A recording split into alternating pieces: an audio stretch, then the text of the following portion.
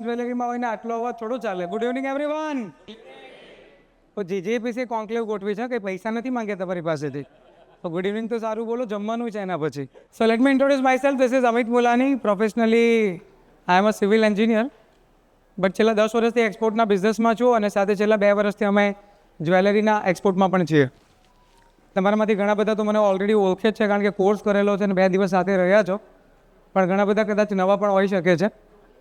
આઈ એમ thankful two જીજેપીસી team કે મને અહીંયા તમારી સામે સમક્ષ થવાનો મોકો આપ્યો અને આ કોન્ક્લેવનો જે પર્પઝ છે એને આપણે સેટિસ્ફેક્શન તરફ લઈ જઈએ એ માટે બેસિકલી એ વાતોને લઈને તમારી સામે રિપ્રેઝન્ટ થવાનું છે કે જ્યાં કોર્સ કર્યા પછી જનરલી લોકો ઘણી બધી વસ્તુઓ ભૂલી જાય છે. અને એનું સૌથી મોટું રીઝન એવું છે કે કોર્સમાં તો હું 50 વખત કહું કે ભાઈ પીપીટી જોજો, પીપીટી જોજો, પીપીટી જોજો, પણ એના પછી બી મને ફોન કરીને એવું પૂછવામાં આવે કે સાહેબ પહેલાં ફ્રી ટ્રેડ એગ્રીમેન્ટ ક્યાંથી ચેક કરવાના? તો મેં પીપીટી જે બનાવીને તમને મોકલી તો બધું પાણીમાં જ ગયું ને ભાઈ. હા, એટલે તો બિગેસ્ટ પ્રોબ્લેમ ઇઝ દેટ કે ભાઈ ભણ્યા પછી એને વાગોવવું પડે. જો વાગોવીએ નહીં ને તો આપણને ફાયદો મળે નહીં. અને એજ્યુકેશનનો મતલબ જ એ થાય કે આપણે વાગોવીએ તો જ બરાબર એનો રસ નીકળે. અને એમાંય તમે તો એક્સપોર્ટની વાત કરો છો બોસ, અને જ્યારે એક્સપોર્ટની વાત કરતા હોઈએ તો વાગોવ્યા વગર તો રસ કેમનો નીકળવાનો? બરાબર ને? એટલે બટ ઓબ્વિયસ કે આજે આપણો જે સેશન છે ને એ વાગોવા ઉપર છે. જેટલું બતાવવાનું છે તમે બધું ભણેલા જ છો, પણ મારે તમને એક વખત ક્રિસ્પ સમજાવવું છે કે આપણે શું નથી કરતા અને એના કારણે આપણે એક્સપોર્ટની જર્નીમાં સ્પેસિફિકલી એ લેવલ પર પહોંચી નથી શકતા જે આપણે પહોંચવું છે. સેશનને ચાલુ કરતાં પહેલાં એ વાત હું તમને ફરીથી જણાવી દઉં કે લાસ્ટ યરના ડેટા મુતાબિક ઓલ ઓવર ધ વર્લ્ડ જ્વેલરીનું માત્ર ઇમ્પોર્ટ એ 27 લાખ કરોડ હતું અને જેમાંથી ઇન્ડિયાએ એક્સપોર્ટ કરેલું 1,03,000 કરોડ. એટલે તમે માર્કેટનો પર્સન્ટેજ કાઢી લો કે કેટલા પર્સન્ટેજ માર્કેટ જે છે એ આપણા માટે ખાલી છે. It is called untapped potential market. બીજું એ જણાવી દઉં કે દુનિયામાં ખાલી અમેરિકા, કેનેડા, ઓસ્ટ્રેલિયા કે ન્યૂઝીલેન્ડ આટલા જ કન્ટ્રીઓ નથી. 237 કન્ટ્રીઓ છે. એટલે એક વખત જરાક લિસ્ટે કાઢો, કારણ કે આપણને જનરલી અહીંયાથી જ પૈસા દેખાય, બાકી તો બધા ભિખારી લાગે છે. પણ માર્કેટ ઇઝ એવરીવેર બોસ, બરાબર? એટલે તમે જરા લિસ્ટ બી કાઢો એવા કેટલા કન્ટ્રીઓ છે કે જેને આપણે આજ સુધી ટેપ પણ નથી કર્યા. And the most important thing is that કે જે હું હર વખતે કહું છું કે 1 લાખ કરોડમાં 1 લાખ કરોડ હોય. જો કે જ્વેલરીવાળાને મારે કહેવું ના પડે પણ તો યાદ કરાવી દઉં. એટલે 27 લાખ કરોડ કેટલા થાય એ જરાક અંદાજ મારજો, એટલે ખબર પડે કે માર્કેટ સાઇઝ કેટલી છે. અને હવે આપણે આવીએ જે પેરામીટર પર ડિસ્કશન કરવું છે એના પર.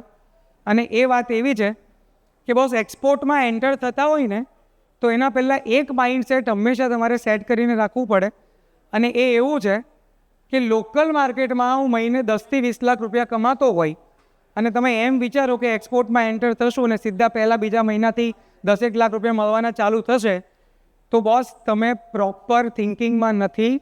રવા દો, આ નહીં થાય. Please leave the business. It is not your cup of tea and this is the biggest issue ever we are facing.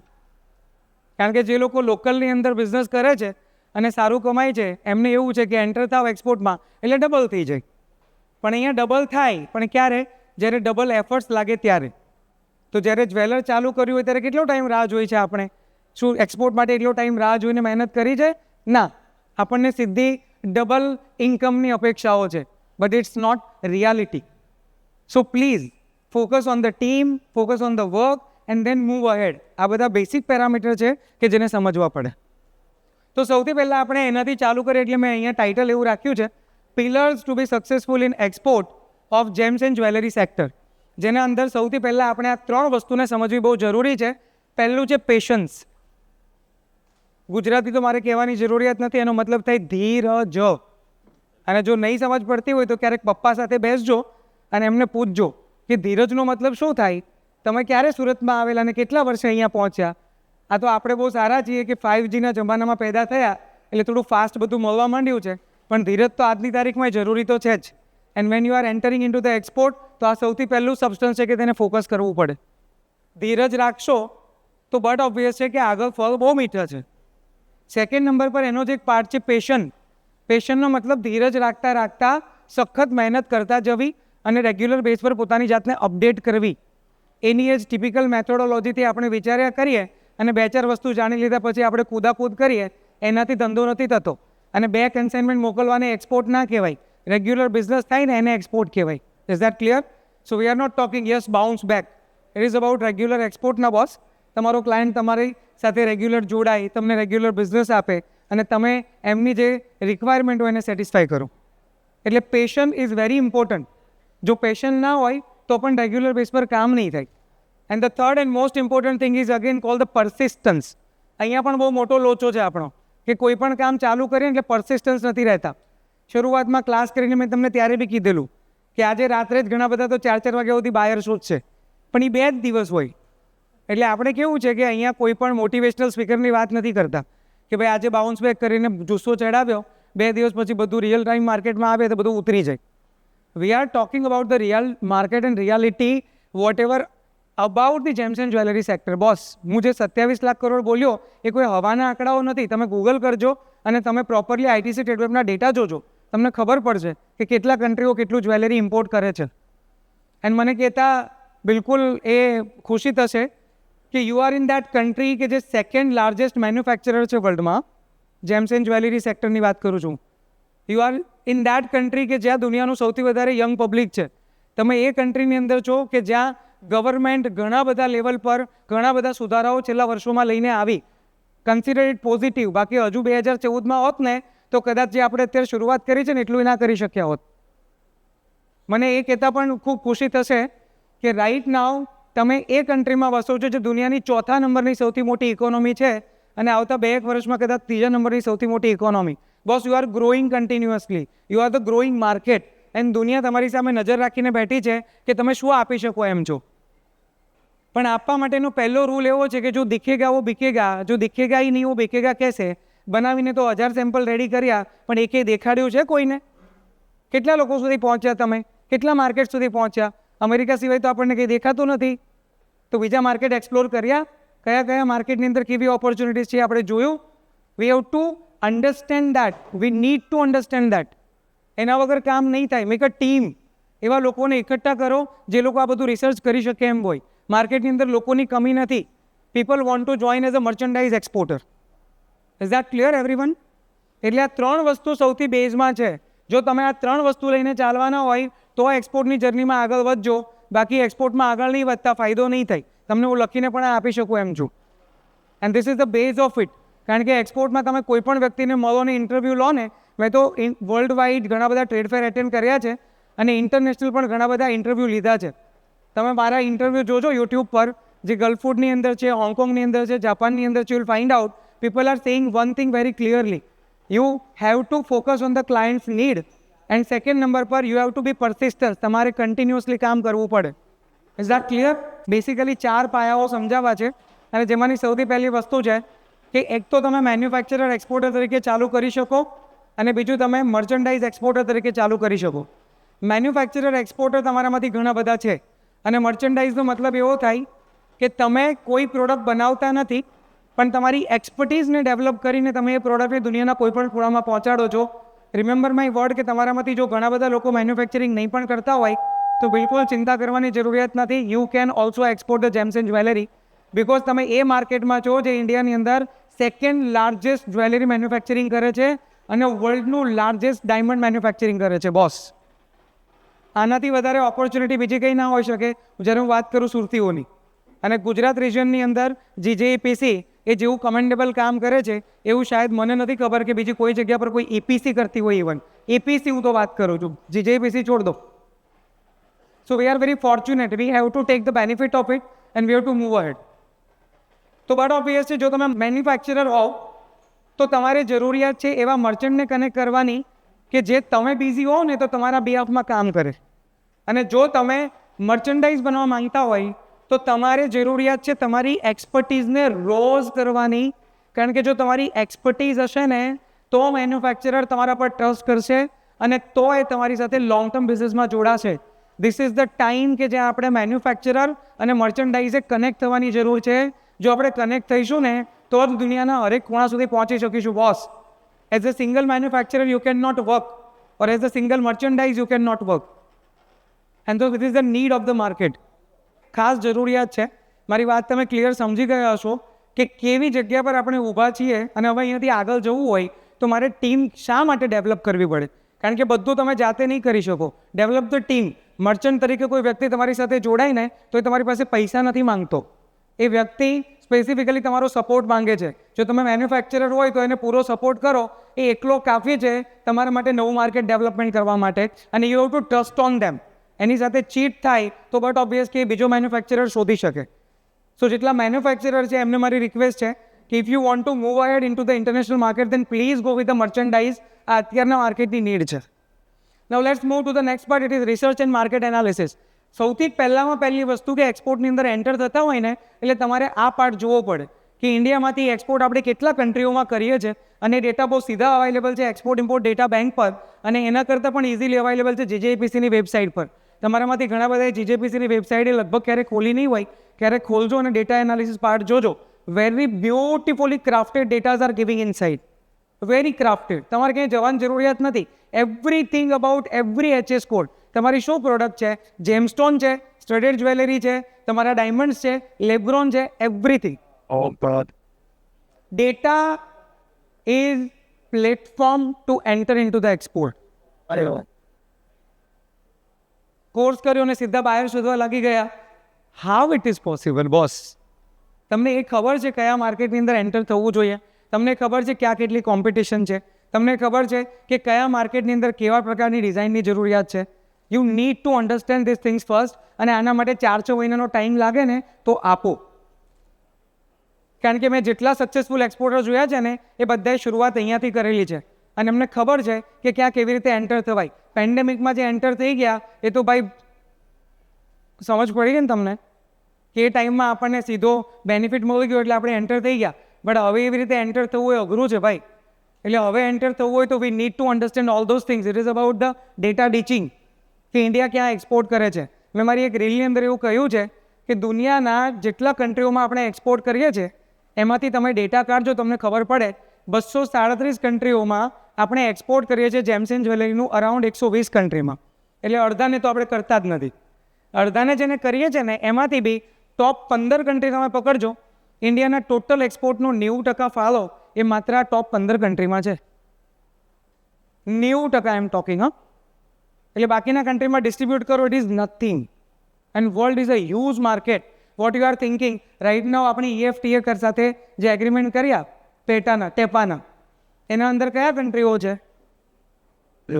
Norway છે, લિંકનસ્ટાઇન છે, સ્વિટ્ઝરલેન્ડ છે અને આઇસલેન્ડ છે. આ 4 કન્ટ્રીની તમે પોપ્યુલેશન ગણો ને એટલે 1.25 કરોડથી ઉપર થાય. તમે ખાલી આ 4 કન્ટ્રીમાં ફોકસ કરો તમારે દુનિયામાં બીજું કન્ટ્રી નહીં જોવું પડે. આ એટલું મોટું માર્કેટ છે આપણા સેક્ટર માટે. But have V ever found?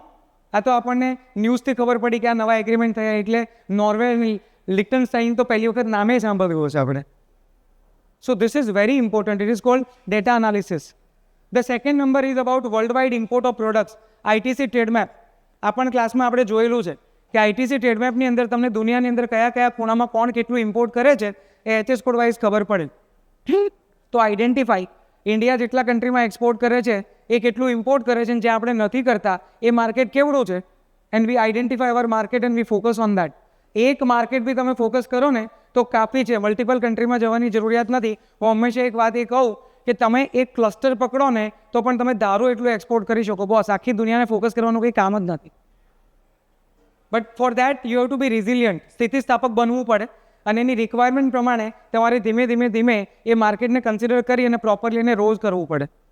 Third number પર આવે ફ્રી ટ્રેડ એગ્રીમેન્ટ્સ. ઇન્ડિયાના લગભગ 67 ફ્રી ટ્રેડ એગ્રીમેન્ટ છે જેમાંથી 27 એગ્રીમેન્ટ એવા છે કે જેના અંદર પ્રોડક્ટ બેઝ પર ડ્યુટી ફ્રી છે અને એમાંથી બી 12 એગ્રીમેન્ટ એવા છે કે જેમાં સ્પેસિફિકલી જેમ્સ એન્ડ જ્વેલરીમાં ડ્યુટી ફ્રી છે. Have we found it? આવનારા ટાઈમમાં આપણે ફોકસ કરી રહ્યા છે કે બીજા કન્ટ્રીઓની અંદર પણ જેમ્સ એન્ડ જ્વેલરી સેક્ટરની અંદર ડ્યુટી કેવી રીતે ઝીરો થાય. અને એવા કેટલાય કન્ટ્રીઓ છે કે જે જેમ્સ એન્ડ જ્વેલરી પર નેચરલી ડ્યુટી ઝીરો છે. એ તમને ખબર છે? macmap.org પર જાઓ and you will find out that કે કેટલા કન્ટ્રીઓમાં ડ્યુટી ડાયરેક્ટ ઝીરો છે. ITC ટ્રેડ મેપ પર જાઓ અથવા તો તમે ઇન્ડિયન ટ્રેડ પોર્ટલ પર જાઓ. આ બધી વેબસાઇટો આપણે જોયેલી છે. વી નીડ ટુ અન્ડરસ્ટેન્ડ દેટ કે કઈ જગ્યા પર આપણે ટાર્ગેટ માર્કેટ સેટ કરી શકીએ અને એના પછી આવે જે માર્કેટ તમે સિલેક્ટ કરો એને તમારે પ્રોપરલી સમજવાનું, એની નીડને સમજવાની અને ધીમે ધીમે આગળ વધવાનું. This is the first part and this is the base. If you do it તો તમને આગળ જતાં પાછળ ફરવાની જરૂરિયાત નહીં પડે. મારા વર્ડ છે ને માર્ક કરી લો તમે. This is the first thing જે આપણે કરતા નથી બિલકુલ, અને ડાયરેક્ટલી આપણે માર્કેટમાં ઉતરીએ છીએ અમેરિકા અને સીધા બાયર જોઈએ છે આપણને. બટ આઈ ડોન્ટ થિંક કે આ રાઇટ મેથડ છે. The right method is that understand the data, એને પહેલાં સમજો અને પછી આગળ વધો. Now we are coming to the second part. It is called the preparation. What is the preparation? કેટલાય લોકો મને કોર્સ પછી મળવા આવે છે અને આવીને પહેલો સવાલ શું હોય ખબર? સાહેબ હવે શરૂઆત કરવી છે, કેવી રીતે કરીએ? અને મને એવું લાગે કે પેલા 16 કલાકની ટ્રેનિંગ તો ભાઈ સાહેબ લિટરલી પાણીમાં જતી રહી. હા, ગળા ફાડીને કેટલી મહેનત કરી અને એના પછી સવાલ એવો આવે કે હવે મારે શરૂઆત કરવી જ ક્યાંથી કરું? અરે બોસ, તમને પહેલાં 4 ટ્રી આપ્યા છે ને, છેલ્લે 4 ટ્રી તમે ક્યારેક ખોલ્યા છે? એ ટ્રી ખોલ્યા છે ક્યારે? ટ્રી તમે એ ટ્રી આખો ક્રક્સ છે આખા કોર્સનો. પહેલા સ્ટેપથી છેલ્લા સ્ટેપ સુધી જાઓ એટલે તમારે એક પણ વખત પાછું ફરવું ના પડે અને તમારી કમ્પ્લીટ પ્રોસેસ છે ને આખી પ્રિપેર થાય. But we never open anything. Even ઘણી વખત તો મને એવી રીતે મેસેજ આવે, સાહેબ ઇનવોઇસ મોકલો ને એક્સપોર્ટની. એટલે એનો મતલબ તો એવો જ થઈ ગયો કે મેં પહેલાં ડોક્યુમેન્ટ મોકલેલા હતા, એ તમે તમારી જિંદગીમાં ક્યારે ખોલ્યા નથી. What we doing boss? જે એજ્યુકેશન લીધું એનો શું ફાયદો થયો? દેટ્સ વોટ વેરી ઇમ્પોર્ટન્ટ કે જે તમે ભણો છો પહેલાં એને ભાગવો તો ખરા. તો કેટલી જગ્યા પર પ્રિપરેશન હોવી જોઈએ આપણી? સૌથી પહેલું છે this is about the website. શું આપણી વેબસાઇટ રેડી છે? શું આપણી વેબસાઇટ એ લેવલ પર છે કે બહાર આવીને જોવે મને, ગૂગલ પર સર્ચ કરે તો એને એમ લાગે કે હા પાર્ટીને ઓર્ડર આપી શકાય? આપણી કોઈ પ્રિપરેશનની ખામી તો નથી ને? This is the first thing. V have to create the website. Boss, you are entering in two the international market. અને ઇન્ટરનેશનલ માર્કેટ એટલે કોઈ નાની સૂની વસ્તુ નથી. તમારે એના માટે તમારી પ્રિપરેશન કરવી પડે. અને આ પહેલી preparation. Preparation number 2 is about the social media. શું તમારું ફેસબુક, તમારું ઇન્સ્ટાગ્રામ, તમારું પિન્ટરેસ્ટ કે તમારા અલગ અલગ કોઈ પણ સોશિયલ મીડિયા જે તમે જાણતા હોય, લિંક્ડઇન તૈયાર છે? તમે એના પર રેગ્યુલર પોસ્ટ કરો છો? તમે એના પર રેગ્યુલર અપડેટ્સ આપો છો? તમે એક્ટિવ છો? તમે લોકોને કનેક્ટ કરો છો? તમે રિયલ ટાઈમ ઇન્ડસ્ટ્રી મેનને કનેક્ટ કરો છો ત્યાંથી? મેં તમને ક્લાસમાં પણ શીખવાડેલું હતું કે લિંક્ડઇન પર કેવી રીતે લોકોને કનેક્ટ કરાય. And from that method only you can connect thousand of people from this particular industry. Have V done this? આપણે એવું કંઈ કર્યું છે? Third number, which is about the digital brochure. તમારો બાયર ગમે ત્યારે પૂછશે, તમારી પાસે જે બ્રોશર હોય એ મોકલો ને. અને જ્યારે બ્રોશર માંગે એટલે આપણે તરત ઊભા થઈને બ્રોશર રેડી કરો ભાઈ, જલ્દી. It's not your preparation boss.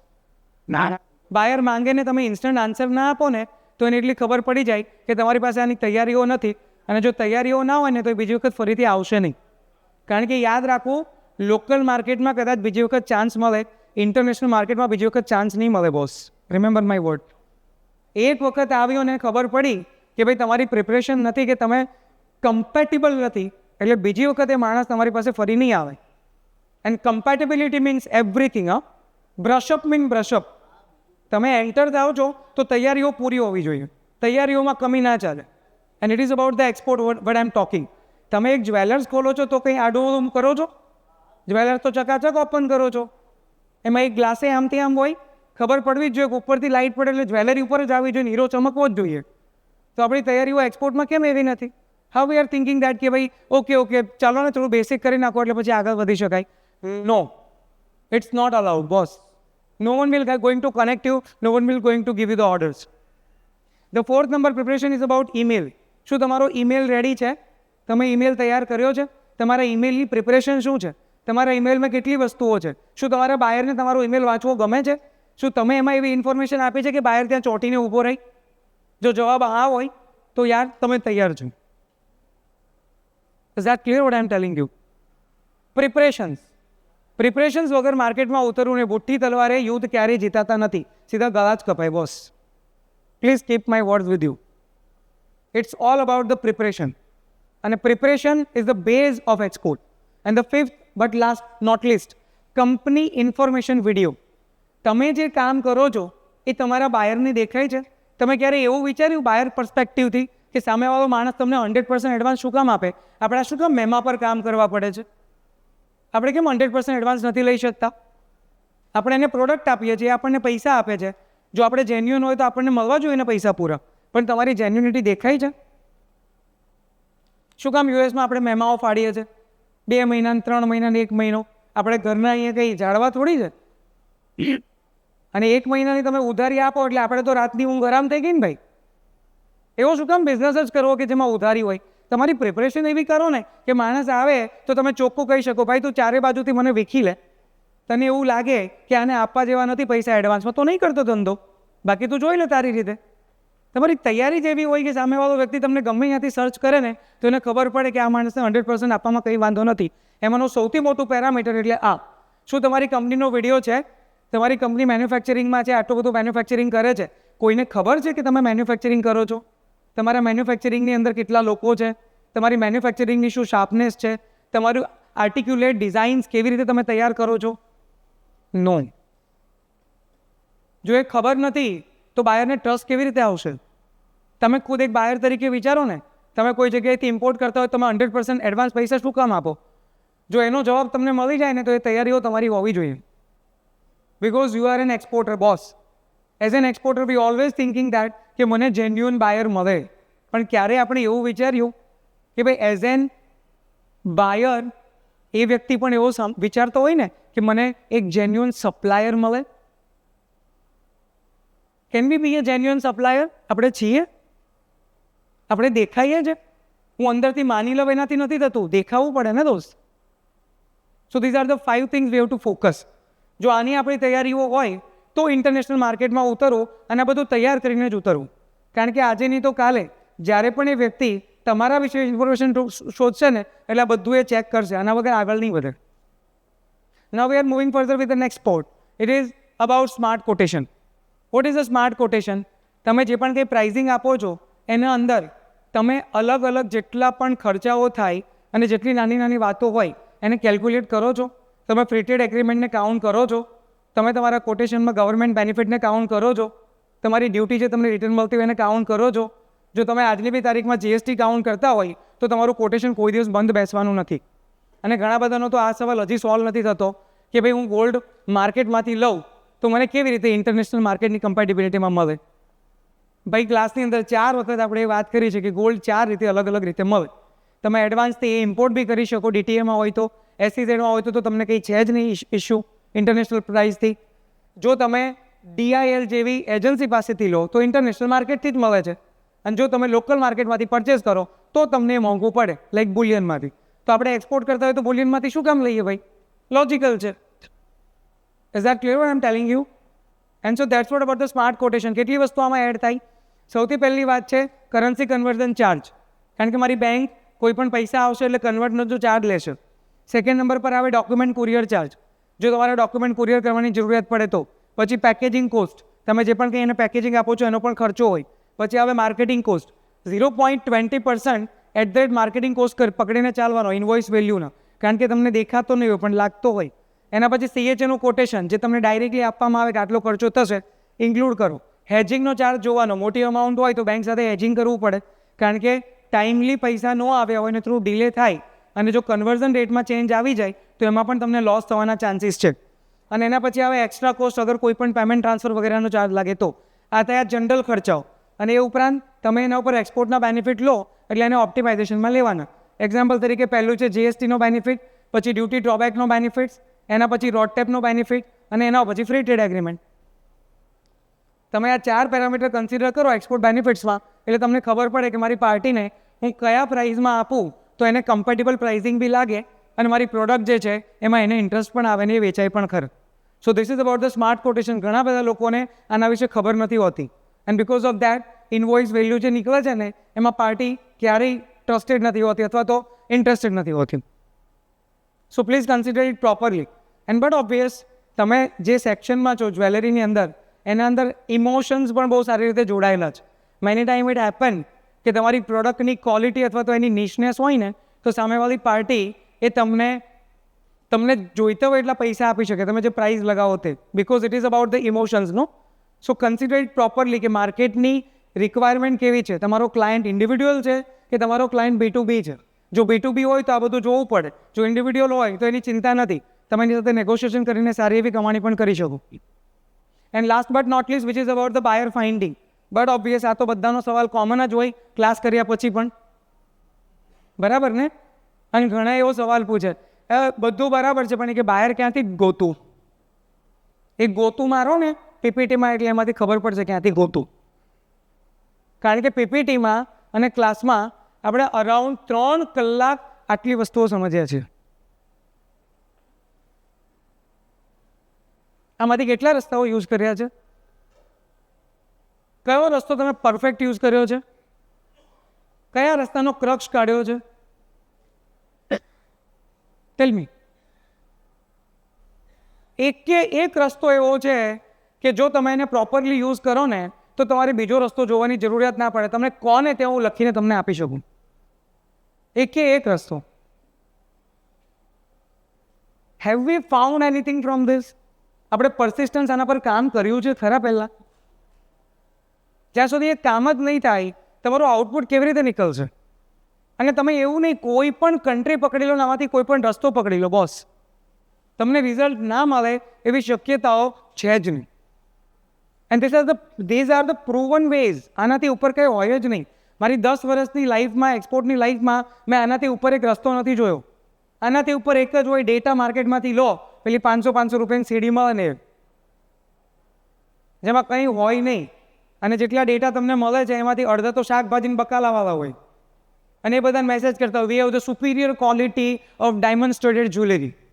પેલો કે ભાઈ હું કાંદામાં કામ કરું છું, મને શું જરૂર છે? હા, ટુ વોમ યુ આર કનેક્ટિંગ. તમે કોને કનેક્ટ કરો છો? તમે એને કોર્ડન કર્યા છે? જે વ્યક્તિ તમારા દાયરામાં આવે છે, તમે એને કોર્ડન કર્યો, તમે એને સ્ટડી કર્યો, તમે એની રિક્વાયરમેન્ટને સમજી છે? તમે એક ક્લાયન્ટ તમારા દાયરામાં આવ્યો હોય, જ્યાં સુધી એને તમે થોરલી સ્ટડી ના કરો ને ત્યાં સુધી તમને એ ન ખબર પડે કે કઈ રીતે આપણે આ ક્લાયન્ટને ઇન્ડલ્જ કરી શકીએ. And the most important thing, તમે કોઈ એક કન્ટ્રીનો એક ક્લાયન્ટ ભલે 1 મહિનો લાગે, એને જો ઓવરઓલ સ્ટડી કરો ને એટલે એક કન્ટ્રીની અંદર 80% ક્લાયન્ટની તમે સ્ટડી કરી લીધી છે એવું તમારે માનીને ચાલવાનું.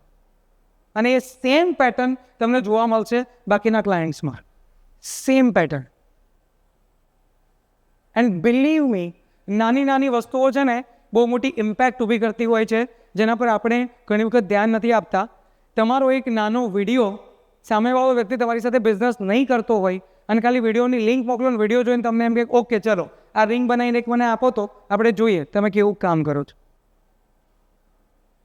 યુ નેવર નો કે કયો પેરામીટર કેવી રીતે કામ કરશે અને આગળ જઈ અને તમને એનો શું બેનિફિટ મળશે.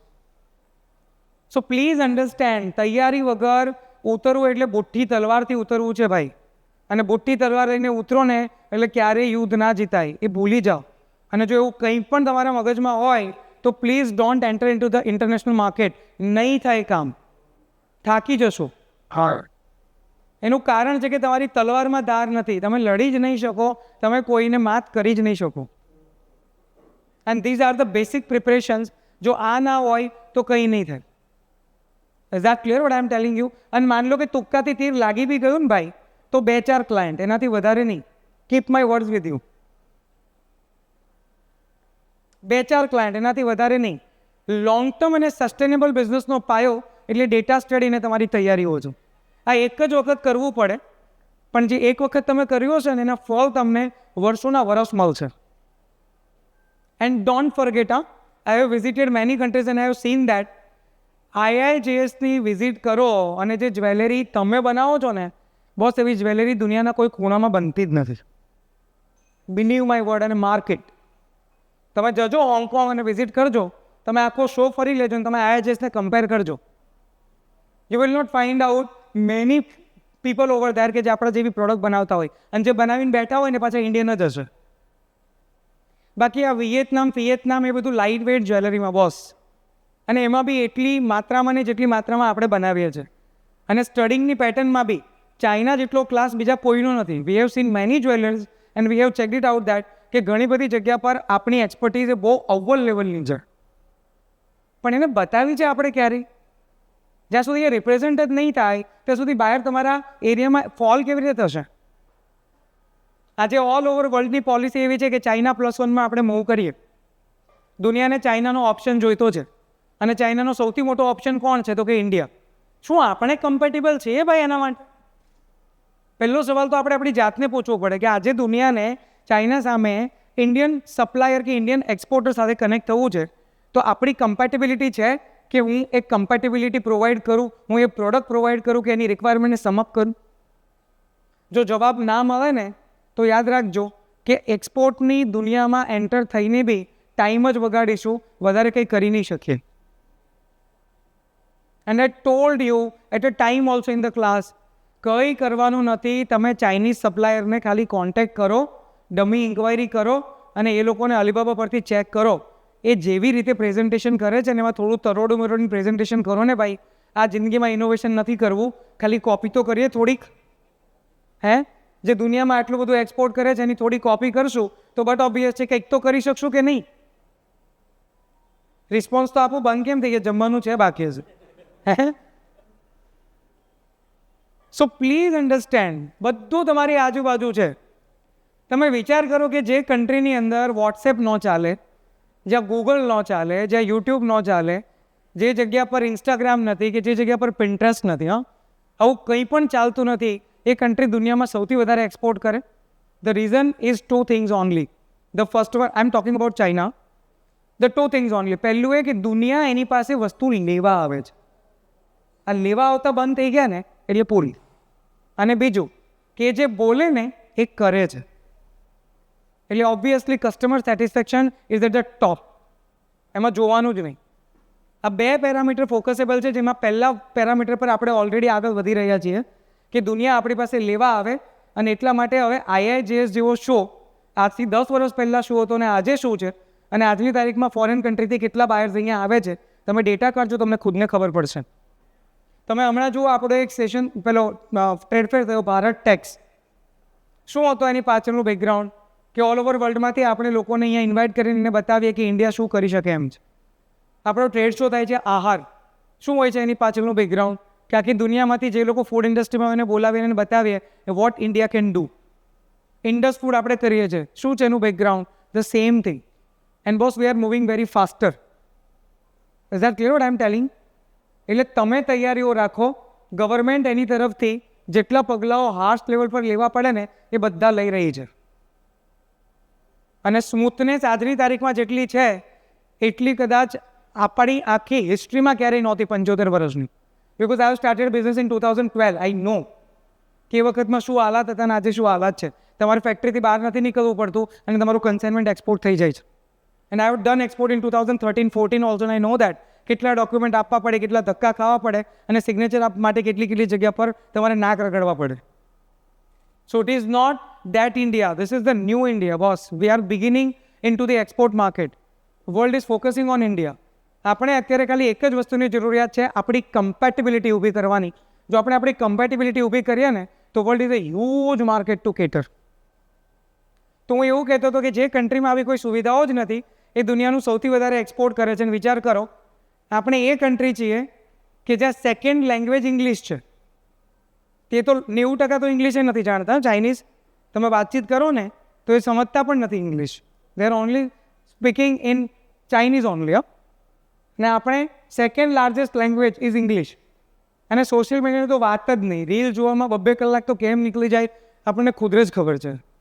Yes or no? Every social media is open. But કેવું છે, રીલમાંથી ઊંચા આવીએ તો કંઈ થાય ને બોસ. આ એ જ સોશિયલ મીડિયા છે કે જેને તમે પાવરફુલ યુઝ કરો ને તો દુનિયા એટલું મોટું માર્કેટ છે કે તમે ખાલી ત્યાં બેઠા બેઠા તમારું માર્કેટિંગ કરી અને કોઈ પણ ખૂણામાં પહોંચી શકો તમારા ટાર્ગેટ માર્કેટમાં. પણ શું આપણે ક્યારે એનું નોલેજ લીધું છે?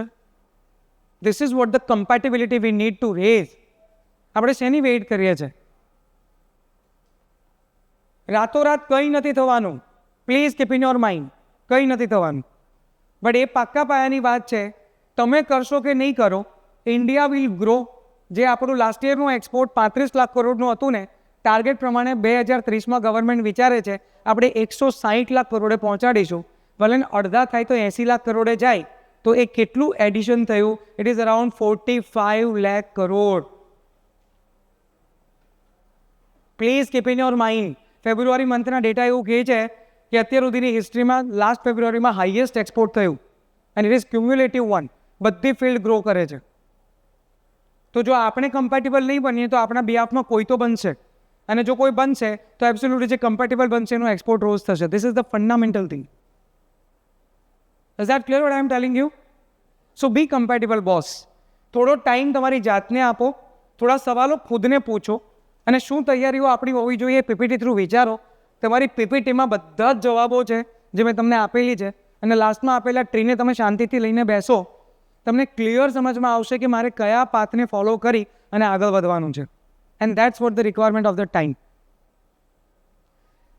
અમુક લોકોએ ક્વેશ્ચન પૂછેલા હતા કે ઈ કોમર્સ એક્સપોર્ટની પ્રોસિજર શું હોય, તો હું તમને સિમ્પલ ભાષામાં કહી દઉં.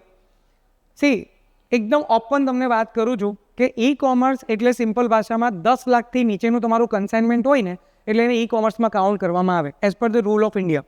અને એ પણ હમણાંથી જે ઇન્ક્રીઝ કરવામાં આવેલી છે, પહેલાં 5 લાખની લિમિટ હતી.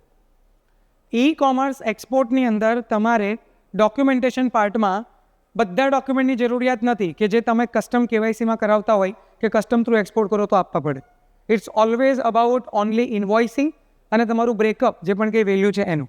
તો એ કેસમાં ultimately we have particular amount limit કે 10 લાખથી નીચે હોય તો ઈ કોમર્સ થાય. હવે બીજી વાત, જો ઈ કોમર્સની અંદર છે ને ગવર્મેન્ટે બહુ ક્લિયરલી સેન્ટેન્સ આપેલા છે ને એની પોતાની ગાઈડલાઇન છે. Remember my word. પણ એના સિવાય તમારે કોઈ પણ રીતે મોકલવું હોય તો મોકલી શકો. તમારામાંથી ઘણા બધા મોકલે છે, આઈ નો દેટ. બરાબર? હા પાડો, હે ને? તો એ છે તમે મોકલો છો ને એ તમારી મેથડ છે. Legal illegal I don't know, ને મને એના પર વાત નથી કરવી, but I M just giving you the idea about the legal process. Vote is the legal process? સૌથી પહેલાં તમારી જ્વેલરી મેન્યુફેક્ચરિંગ થાય એટલે એના પછી તમારે કુરિયર શિપિંગ બિલ ફાઇલ કરવાનું થાય વિથ ઓથોરાઇઝ કુરિયર. કોણ ઓથોરાઇઝ કુરિયર છે હું તમને આગળ કહું. એ થઈ ગયા પછી તમારું જે પણ કંઈ ગોડ્સ હોય ને એનો ડબ્બો પેક થાય અને તમારે ઓથોરાઇઝ કુરિયરને આપવાનું. અત્યારે ઇન્ડિયાની અંદર 3 એરપોર્ટ પર આ સુવિધા છે કે જ્યાંથી ઈ કોમર્સ જ્વેલરી આપણે મોકલી શકીએ, દિલ્હી, મુંબઈ અને બેંગ્લોર. પણ તમારું કોઈ પણ કન્સાઇનમેન્ટ હોય તો એરપોર્ટ પરથી આગળ વધે. જેવું ગોડ્સ તમારે નથી જવાનું, તમારો ડબ્બો તમારો ઓથોરાઇઝ કુરિયર લઈ જાય, તમે કહો ત્યાંથી. એ લઈ ગયા પછી કસ્ટમ ઓફિસરના હાથમાં આવે એટલે ચેક કરે. હવે આ એસેસમેન્ટની મેથડ જે છે RFX થઈ ગઈ છે, એટલે ઓનલાઈન, મતલબ તમારે એમાં કોઈ માણસની જરૂર નહીં. આ બાજુથી જ્વેલરી નાખો એટલે એનાલિસિસ રિપોર્ટ આપી દે.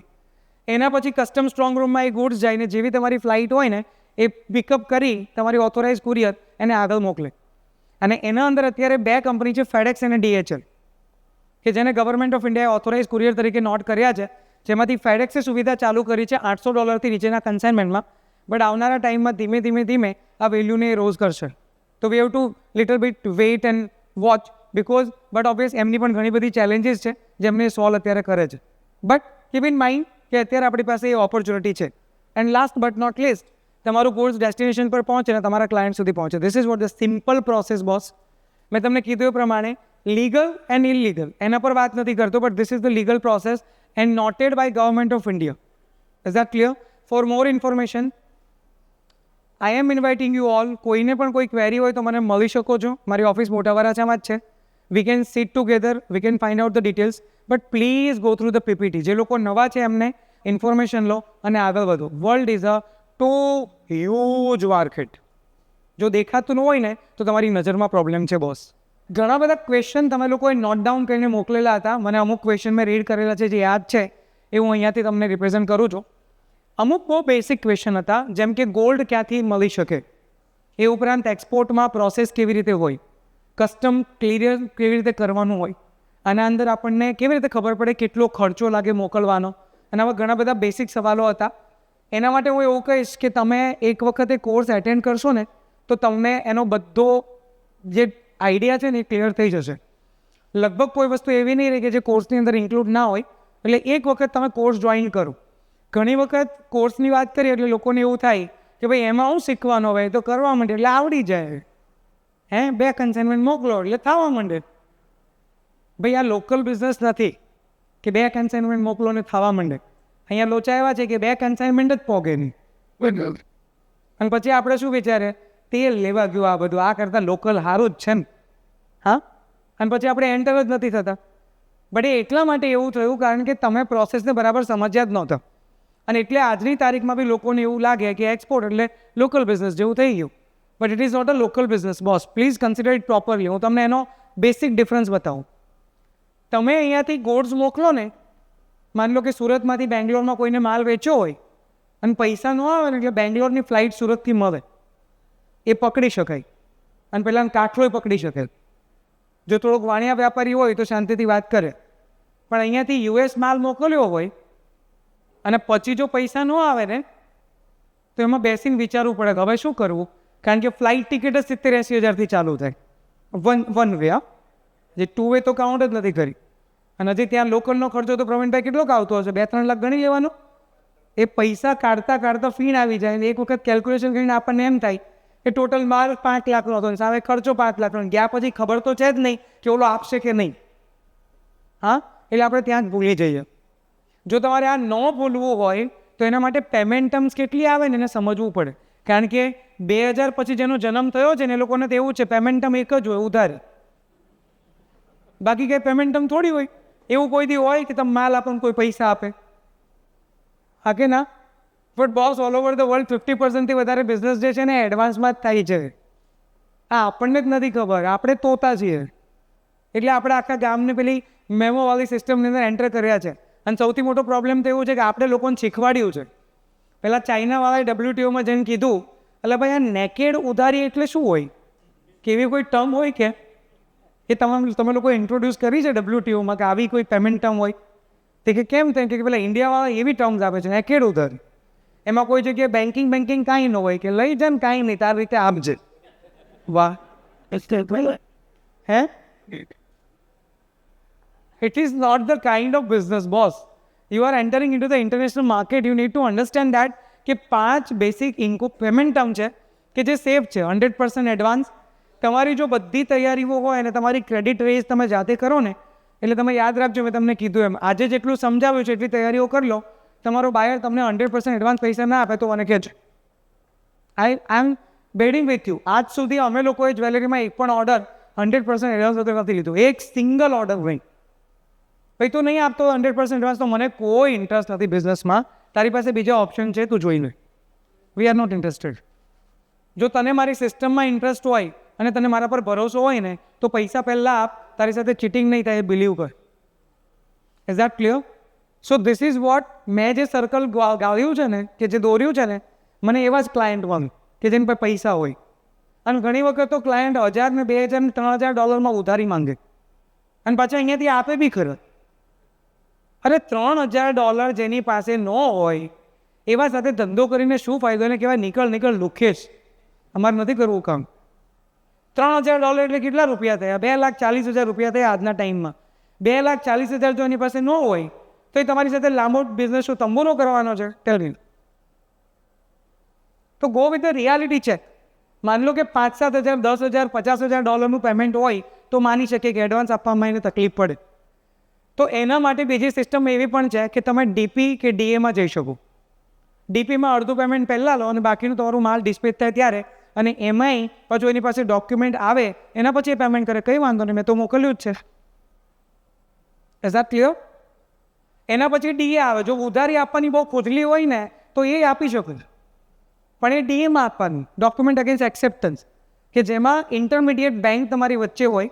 અને બટ ઓબ્વિયસ એ કેસમાં જો તમારા કોઈ પણ જગ્યાએ પૈસા ફસાય તો ઇન્ટરમીડિયેટ બેંક તમને પાછા આપે. Obviously these are the international terms. હું જો તમને કહું છું, મારી હવામાં વાતો નથી, please understand, this is the WTO rules I am saying. 4થા નંબર પર આવે LC, લેટર ઓફ ક્રેડિટ. તમારી પાર્ટીને કહો લેટર ઓફ ક્રેડિટમાં કામ કરે, તમારે કંઈ તકલીફ નહીં, મારે કંઈ તકલીફ નહીં, કંઈ મગજમારી જ નહીં, એકદમ સેફ. તો જેવી રીતે વાત કરી એવી રીતે કે ભાઈ પેમેન્ટ ટર્મ તમારી સિક્યોર હોય તો તમારે એક પણ રૂપિયો ગુમાવવાનો નહીં થાય. એવી રીતે ઇન્કોટર્મ આવે કે જેમાં તમે હજારો કિલોમીટર ગોડ્સ દૂર મોકલો છો તો કોની રિસ્પોન્સિબિલિટી ક્યાં સુધી એ પણ બહુ ડિફાઇન છે. અને એના પછી આવે બાયર ફાઇન્ડિંગ, જેના પર મેં તમને ઓલરેડી કીધું. ક્લાયન્ટ્સ ઓલ ઓવર વર્લ્ડ છે, સિસ્ટમ સમજો, એને ફોલો કરો અને આગળ વધો. બાકી આઈ એમ વિશિંગ બેસ્ટ ઓફ લક. આપણી વચ્ચે સર અવેલેબલ છે, તો હવે આગળનો સેશન જે છે એ હું સંકેતભાઈને કહીશ કે આગળ વધારે. Thank you so much once again. Thank you. अगर आप इंडिया से James and jewellery export import business सीखना चाहते हैं तो ज्वाइन कीजिए ऑनलाइन मास्टर कोर्स हिंदी में. For more information visit amitmulani.com.